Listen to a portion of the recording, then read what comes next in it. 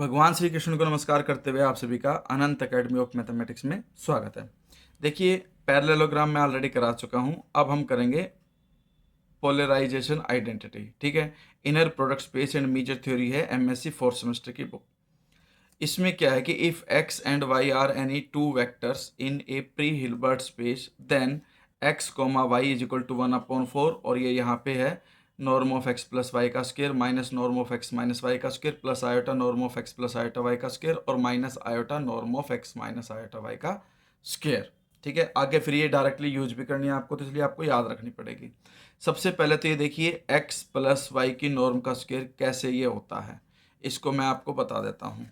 ठीक है, जैसे ये है आपके पास एक्स प्लस वाई की नॉर्म का square, x plus y comma x plus y, फिर एक्स के साथ एक्स, फिर एक्स के साथ वाई, फिर वाई के साथ एक्स, फिर वाई के साथ वाई, ये कंडीशन बन जाएगी आपके पास। ठीक है, अब ये आपके पास इक्वेशन आ गई। इसके बाद आप इस नोट्स में ही देखो कि भैया आपके पास कंडीशन क्या है। इसके अंदर आप रिप्लेस कर दो y बाई माइनस वाई में, यानी कि जहाँ कहीं भी y है वहाँ माइनस वाई रख दो, फिर सेकंड स्टेप में आयोटा वाई रख दो, फिर उसके बाद माइनस आयोटा वाई रख दो। यानी कि जो ये इक्वेशन है इसमें पहले y को हम किस में रिप्लेस करते हैं, माइनस वाई में। तो ये तो हो जाएगा x माइनस वाई, ये x कोमा एक्स, इसमें माइनस वाई रखते हैं माइनस बाहर, इसमें माइनस वाई का माइनस बाहर, इन दोनों का नेगेटिव बाहर आएगा तो प्लस ही रह जाएगा। तो एक इक्वेशन तो ये बन जाएगी।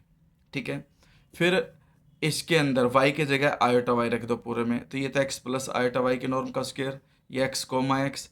अब कोमा के बाद अगर आयोटा बाहर आता है तो उसका कॉन्जुगेट बाहर आएगा, इसीलिए आयोटा का कॉन्जुगेट होता है माइनस आयोटा, इसीलिए माइनस आयोटा लिखा गया।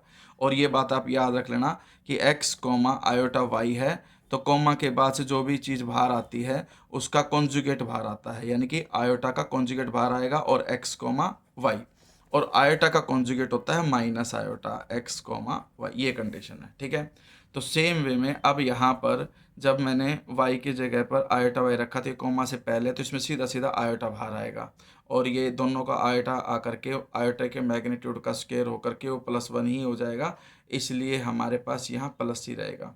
ठीक है, जैसे आयोटा आयोटा वाई और आयोटा वाई कर देता हूँ मैं, जैसे iota y comma iota y. पहले वाले केस से तो डायरेक्ट आयोटा बाहर आया, बाद वाले केस से उसका कॉन्जुगेट यानी कि माइनस आयोटा बाहर आएगा और वाई कोमा वाई अंदर बच जाएगा। Iota into iota, iota square की वैल्यू -1, माइनस से माइनस प्लस हो जाएगा, इसलिए हमारे पास ये कंडीशन आ गई प्लस में।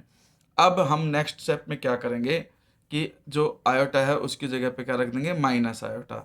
तो ये इसने थोड़ी सी एक मिस्टेक कर रखी है, यहाँ पर ये एक्चुअली ये माइनस आयोटा वाई है। ठीक है, तो एक्स कोमा एक्स, फिर यहाँ माइनस आयोटा बाहर आ जाएगा, कोमा के बाद है तो उसका कॉन्जुगेट प्लस होकर के प्लस आयोटा एक्स वाई लिखा जाएगा, इसमें माइनस आयोटा बाहर आ जाएगा, और इसमें से दोनों का माइनस आयोटा जैसे इसमें कॉन्जुगेट लिया था दोनों का नेगेटिव और होने की वजह से प्लस ही हो जाएगा। ठीक है, तो ये कंडीशन आ गई।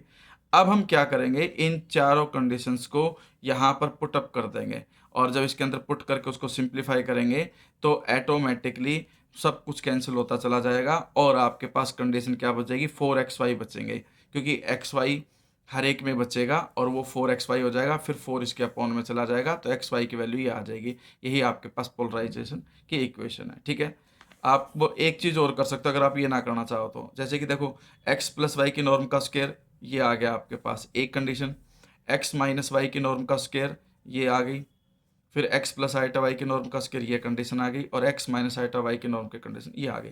तो इन चारों वैल्यूज को यहाँ 1 बाय 1 करके पुट करके सिंप्लीफाई करोगे, ऑटोमेटिकली सब कुछ कैंसिल आउट होकर के 4xy बचेगा। ठीक है, और फिर वो 4 उधर जा करके कंडीशन आ जाएगी आपके पास।